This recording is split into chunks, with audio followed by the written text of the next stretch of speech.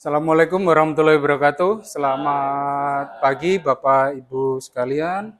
Nah, di sini kami Mas Robi dengan saya Selamat Santoso ingin mempresentasikan atau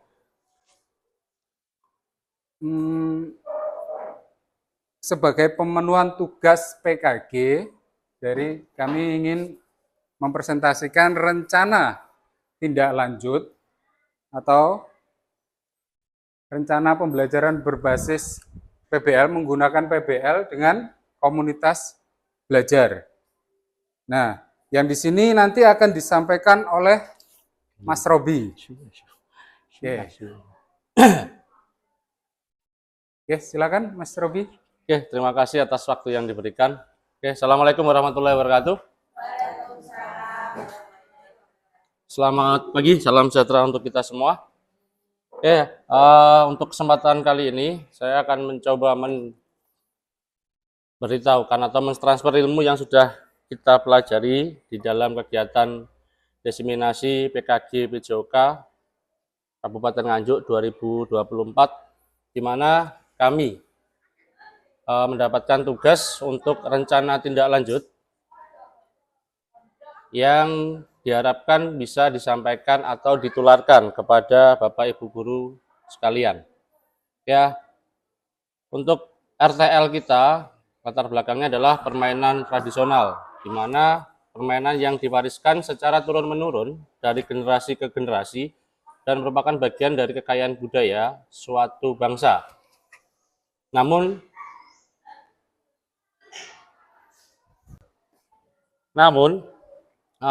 di era yang sekarang, permainan tradisional semakin jarang dimainkan oleh anak-anak karena tergeser dengan permainan yang berbasis dengan digitalisasi. Ya, karena itu kita di sini berharap dengan adanya rencana ini bisa nanti disampaikan kepada anak-anak dengan bantuan Bapak Ibu sekalian. Ya, dengan tujuan program yang akan kita bahas, yang pertama adalah melestarikan budaya lokal. Yang kedua adalah mengembangkan kemampuan kolaborasi dan sosial. Yang ketiga, meningkatkan kreativitas dan inovasi. Keempat, mengoptimalkan kesehatan fisik. Kelima, mendorong pembelajaran kolaboratif berbasis proyek. Keenam, membangun karakter positif dan nilai-nilai sosial. Ketujuh, menciptakan lingkungan belajar yang menyenangkan. Supaya tujuan program itu bisa tercapai, langkah-langkah yang diharapkan yaitu seperti ini. Kita bagi menjadi 3 kategori. Yang pertama adalah capaian, yang kedua langkah-langkah pelaksanaan untuk permainan tradisional itu sendiri, kemudian hasil yang diharapkan setelah siswa atau peserta didik melakukan permainan tradisional itu sendiri. Yang pertama, capaian dibagi menjadi beberapa kategori: pemahaman dan pelestarian budaya sosial. Karena tadi sudah dijelaskan di awal, latar belakangnya kenapa permainan tradisional sangat jarang dimainkan, karena tergerus atau tergeser oleh permainan yang berbasis digitalisasi.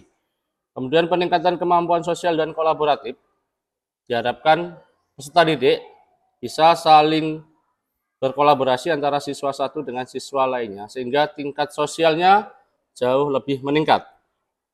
Ketiga, peningkatan kreativitas fisik dan kreativitasnya. Jadi bisa dikembangkan dari permainan tradisional itu, mungkin bisa ditambahkan cara bermainnya, aturan bermainnya, dan sebagainya.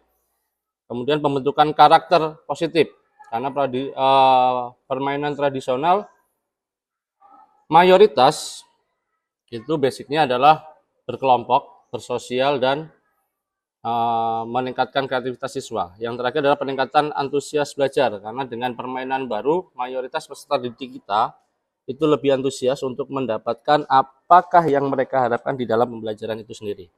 Langkah-langkah pelaksananya, yang kedua, perencanaan program, pengenalan permainan tradisional, kemudian pembelajaran berbasis proyek, praktek bermain permainan tradisional, refleksi dan evaluasi, serta pelaporan dan dokumentasi. Hasil yang kita harapkan sebagai tim penyaji adalah meningkatkan kesadaran siswa akan budaya lokal. Kemudian tercapainya hubungan sosial yang baik, peningkatan kesehatan fisik, pengembangan karakter dan nilai positif, peningkatan motivasi belajar dan kreativitas, terbentuknya komunitas belajar yang kuat seperti yang sudah kita lakukan saat ini.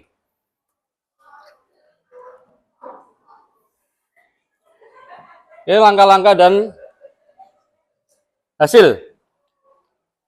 Untuk program ini dinyatakan berhasil.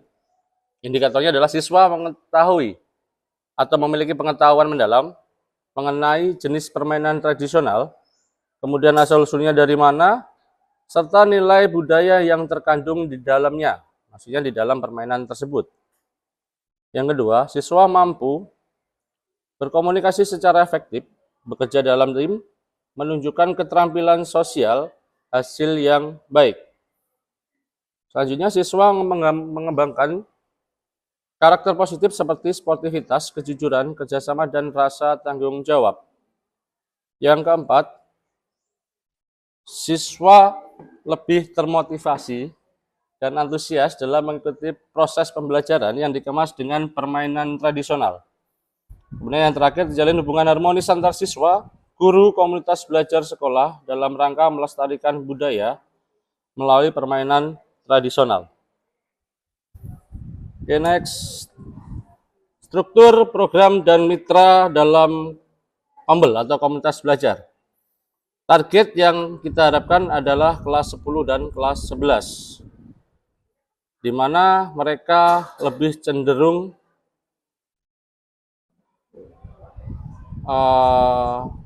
semangat, kemudian masih antusias dengan materi-materi yang diberikan oleh Bapak Ibu Guru terkait dengan permainan tradisional. Jumlah peserta didik kurang lebih sekitar 650 siswa. Usia rata-rata peserta didik kita adalah 16-17 tahun. Adanya peraturan dalam program ini adalah yang pertama, ruang atau tempat yang kita gunakan adalah lapangan sekolah untuk kegiatan fisik dan ruang belajar atau ruang kelas untuk sesi, diskusi, dan refleksi. Untuk waktunya, program dilaksanakan selama 6 minggu ke depan. Yang minggu pertama, persiapan dan perencanaan.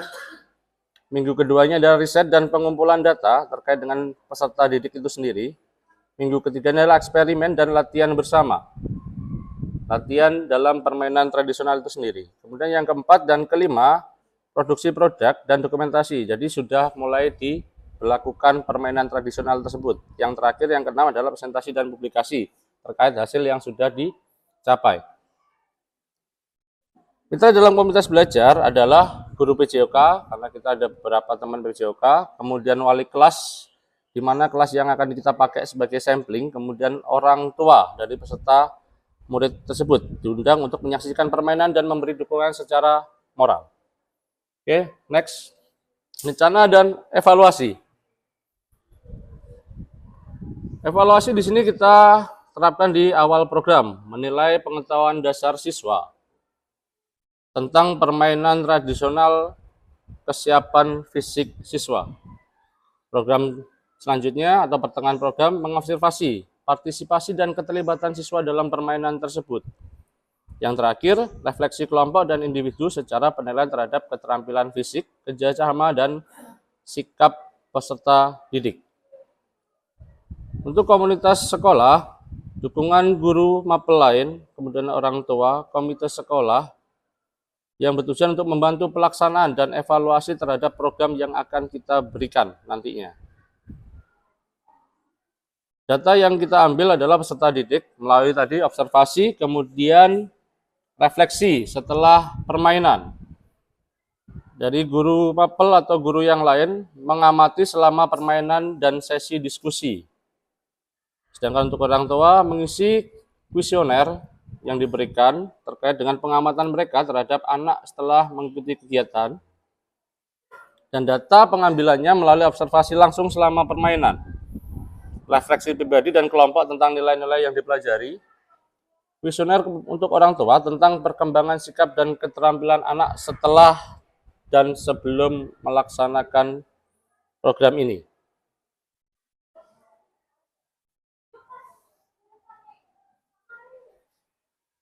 Oke, tantangan-tantangan yang mungkin akan kita hadapi selama menjalankan program dalam RTL ini adalah yang pertama, ini asumsi kita sebagai tim adalah kesulitan siswa untuk memahami tentang aturan permainan tradisional tersebut. Solusinya apa? Solusinya kita menyederhanakan aturan permainan dan memberikan demonstrasi secara langsung agar siswa bisa mempraktekkan dan bisa memahami terkait dengan aturan itu sendiri. Tantangan yang kedua adalah kurang tertariknya permainan tradisional atau merasa permainan tersebut sulit karena sudah terbiasa dengan permainan yang berbasis digital yang selama ini mungkin mereka mainkan dengan duduk, mungkin dengan tiduran dan sebagainya. Solusinya apa? Kita menyelesaikan permainan dengan elemen yang lebih menarik dan lebih relevan dengan kehidupan sehari-hari mereka. Misalkan, mengkombinasikan permainan gobak sodor dengan elemen lain seperti kompetisi, kelompok, atau dengan tugas kreatif. Tantangan yang ketiga, keterbatasan waktu untuk melakukan refleksi yang mendalam.